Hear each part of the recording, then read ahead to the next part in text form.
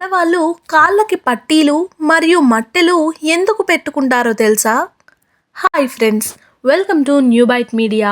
మనం గమనించినట్లయితే ఆడవాళ్ళు ఎక్కువగా కాళ్ళకు పట్టీలు మరియు పెళ్ళైన వాళ్ళు మట్టెలు వేసుకుంటూ ఉంటారు. అది కూడా సిల్వర్తో చేసిన వాటినే ఉపయోగిస్తారు.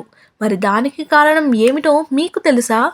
దానికి సంబంధించిన వివరాల్లోకి వెళితే, ఇలా మనిషి కింది భాగంలో సిల్వర్ని వాడటం వలన అపాండ వాయువు వెలువడుతుందంట.